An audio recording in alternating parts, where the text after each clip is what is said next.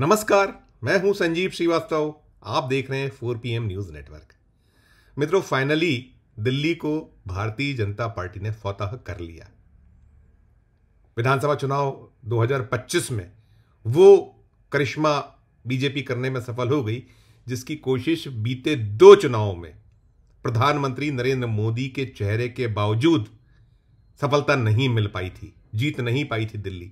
अब जीते हैं और इस जीत में एक खास बात यह रही कि 8 सीटों से 48 पर बीजेपी पहुंच गई। 2020 में महज 8 सीटें ही तमाम कोशिशें की थी मोदी और शाह ने, नहीं मिल पाई थी 8 से ज्यादा। अब इस बार 48 पर वो आंकड़ा पहुंच गया। कैसे पहुंचा, क्यों पहुंचा, सारा देश के सामने है। पीछे क्या क्या वजह रही, कैसे कैसे साम नाम दंड भेद सब कुछ हुआ। और इस सब के बीच जब मोदी जी भारतीय जनता पार्टी के दफ्तर में उस जश्न को मनाने पहुंचे जो 2.5 दशक से कुछ ज्यादा वक्त के बाद दिल्ली में हासिल हुआ, लेकिन उस जश्न में मोदी जी की खीज, मोदी जी की चिंता बहुत साफ तौर पर परिलक्षित हुई। मोदी जी ने जो उनके बहुत कट्टर प्रतिद्वंदी, जिन्हें बीजेपी का एक पार्ट 2 भी कहा जाता रहा है या राष्ट्रीय स्वयंसेवक संघ की उपज बताया जाते रहा है, उस दल आप पार्टी के जो संयोजक अरविंद केजरीवाल को जमकर आड़े हाथों लिया। और ठीक लिया, जो उनके मन में था, क्योंकि चौथी पास राजा की कहानी केजरीवाल सुनाया करते थे। केजरीवाल ने वो ललकार भी लगाई थी कि इस जन्म में तो मोदी आप पार्टी को नहीं हरा पाएंगे। तो वो खुशी, वो एक जश्न ठीक रहा, दिखा भी। मोदी जी ने जो रिटर्न कर सकते थे, जैसी कि उनकी आदत है, वो बर्दाश्त नहीं करते हैं, तो सब कुछ किया। लेकिन कांग्रेस को लेकर, राहुल गांधी के मूव को लेकर जो कुछ मोदी जी ने कहा, उसमें उनकी चिंता बहुत ज्यादा थी, खुशी की बजाय। खुशी उतनी नहीं है।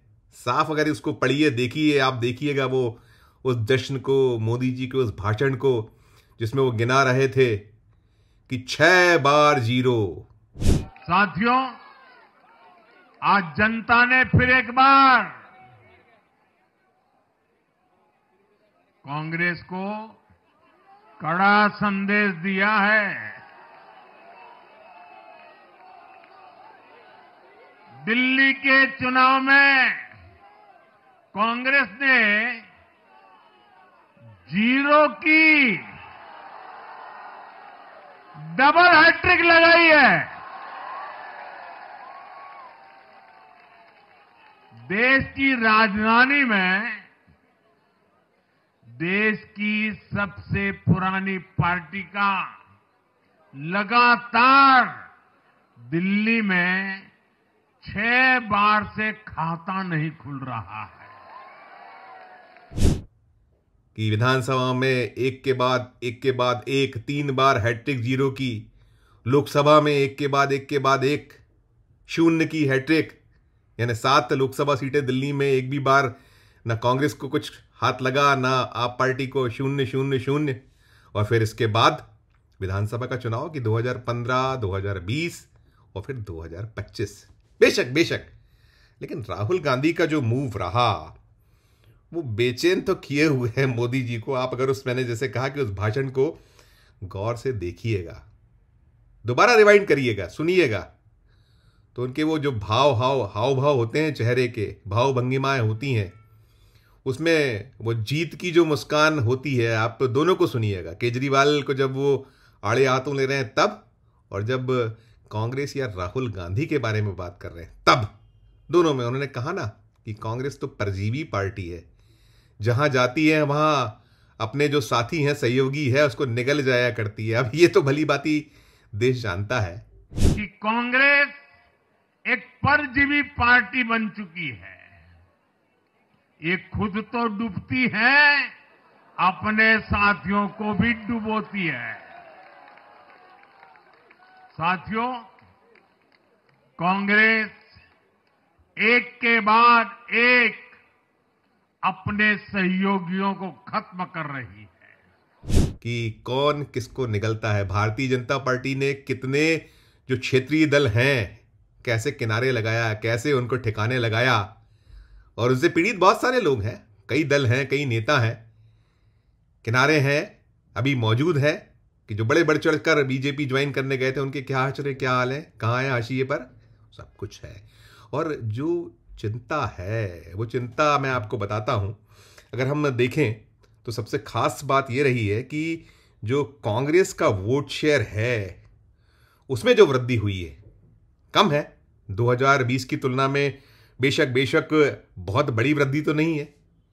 4.3% 2020 में था और अभी 6.39% जो वैध वोट हैं कांग्रेस के खाते में आए हैं। 2.1% का उछाल है।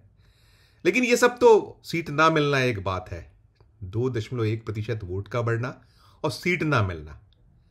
लेकिन दुगदुकी क्या है इसके पीछे? दुगदुकी ये है कि कांग्रेस यदि अकेले चल पड़ी, राहुल गांधी ने जो हिम्मत दिखाई, जो उन्होंने कदम उठाया, नहीं लगा अभी हाथ, लेकिन शुरुआत है ये। बीजेपी को भी याद होगा, बीजेपी भी ऐसे ही बढ़ती चली गई थी। और जब कांग्रेस इंदिरा जी के दौर में हारी थी वो इमरजेंसी के बाद, तो फिर उसके बाद कैसे वापसी की थी वो भी। और राहुल गांधी, प्रियंका गांधी, पूरा का पूरा कांग्रेस कुनबा संघर्ष कर रहा है और जमकर कर रहा है। 100 सीटें आई हैं अकेले कांग्रेस की। आप उठाइए 2024 का चुनाव, मोदी जी का जो रथ रुका कि अपनी दम पर 370 और एनडीए 400 पार, कहां खड़े हैं? दो बैसाखियां हैं, चंद्रबाबू नायडू और नीतीश कुमार। और अब अगला जो रण क्या सज रहा है, कहां सजने वाला है? बिहार में।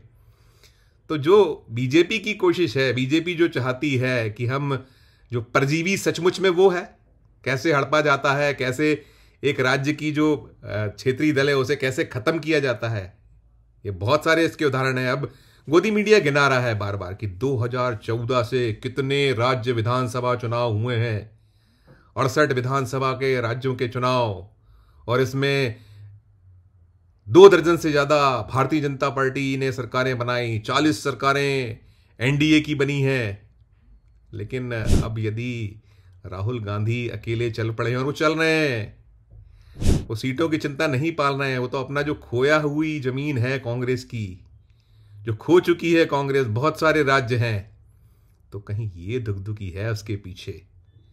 बिहार में यदि कुछ नहीं बनी बात, सबके अपने अपने क्षेत्रीय दलों के हैं जो उकसाने की कोशिश कर रहे हैं, उकसाने के पीछे कई सारी चीजें छुपी हैं, इंडिया ब्लॉक को लेकर जो बातें हैं।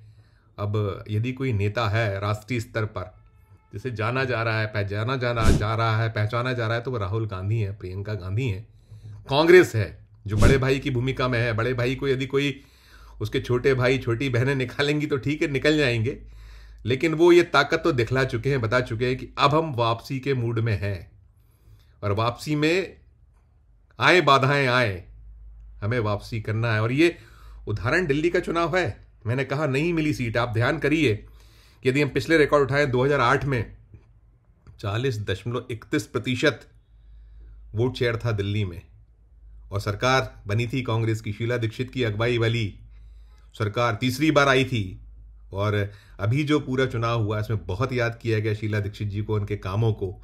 फिर उसके बाद जब 2015 में चुनाव हुए तो बेशक बहुत नीचे गिरा वोट, 9.7% हुआ कांग्रेस का वोट जो उसे मिला, कुल मत प्रतिशत जो उसका रहा।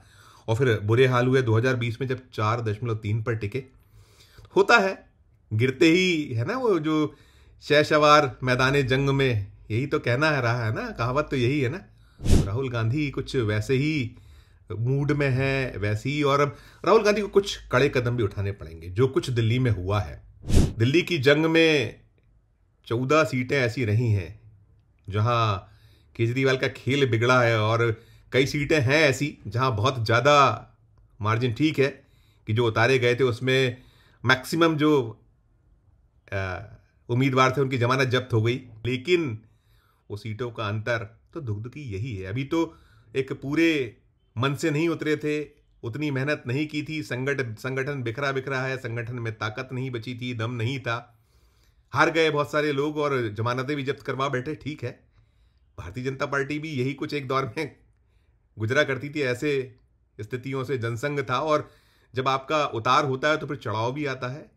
यदि बुरे दिन है तो अच्छे दिन भी आएंगे, ऐसा भी हो रहा है। और मैंने कहा ना कि जो लोकसभा चुनाव 2024 रहा है, तो साहेब की जो गाड़ी को पटरी से उतारा है, जो एक दम्भ भरा करते थे, जो बात केजरीवाल किया करते थे, केजरीवाल ने सीधे सीधे कह दिया कि जीते जी। और मोदी जी भी संकेतों में तो लगभग यही कहते हैं कि अब तो गई कांग्रेस, 2047 तक हमारा है। तो हुजूर किसी का कुछ होता नहीं है। और राहुल गांधी ने बता दिया, और मैं जो कह रहा हूं कि राहुल गांधी जी को, संगठन को तो कसना होगा, इसमें कोई शक और शुबह नहीं है। और स्लीपर सेल्स की जो बार बार बात होती है, उनकी भी पहचान करनी होगी। जंग लगे हैं जो हथियार, डाल दीजिए खाने में। सिड़े हुए पटाखे हैं, अब उन्हें धूप ना दिखाइए, सीधे सीधे समुद्र में डालिए, गंगा में बहाइए और नए पटाखे लाइए। छुटपुट होंगे लेकिन वो बजेंगे, वो बम बनेंगे, बड़े बारूद। धीरे धीरे छोटी छोटी बारूद को इकट्ठा करेंगे तो एक बड़ी बारूद बनती है।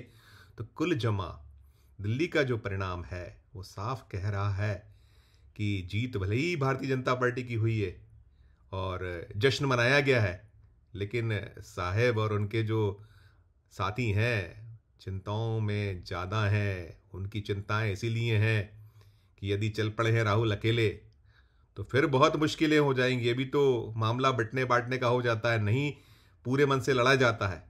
तो आप देखिएगा, जो मैंने आपसे कहा कि कल का वो जो मोदी जी ने जो जश्न मनाया भारतीय जनता पार्टी के मुख्यालय, दिल्ली मुख्यालय पर, तो उसमें बहुत कुछ छुपा हुआ है हुजूर। भय भी है, चिंता भी है, और आने वाले जो एग्ज़ाम्स हैं उन एग्ज़ाम की आहट भी वो पा रहे हैं कि जो सामने अब इन्विजिलेटर आने वाले हैं वैसे नहीं होंगे जैसे अब तक होते थे, और आप अपने पर्चे कुछ भी करके और जो जो सामनाम दंड भेद होता है उसको करके आप सफल हो जाया करते थे। अभी महाराष्ट्र को लेकर एक्सपोज किया गया, और अब मुझे लगता है कि बिहार में यदि कुछ यही दृश्य बना तो साहेब उनके कुनबे की मुश्किलें ज़्यादा बढ़ेंगी। क्या कुछ होगा वो तो बाद में सामने आएगा, लेकिन ये जो मैंने कहा, बताया आपको, गौर फरमाइएगा। और इस वीडियो के कमेंट बॉक्स में जाकर अपनी टिप्पणी भी ज़रूर कीजिएगा, आपका इस बारे में सोच क्या है। इस वीडियो में फ़िलहाल इतना ही। हम फिर किसी नए विषय, किसी नए मुद्दे के साथ आपके समक्ष हाजिर होंगे। हमारा जो अनुरोध होता है कि हमारे चैनल को लाइक कीजिएगा, सब्सक्राइब कीजिएगा, ज्वाइन का बटन ना दबाए तो ज्वाइन का बटन भी जरूर दबाइएगा। प्यार और स्नेह बनाए रखिए और देखते रहिए 4 PM न्यूज़ नेटवर्क। धन्यवाद, नमस्कार।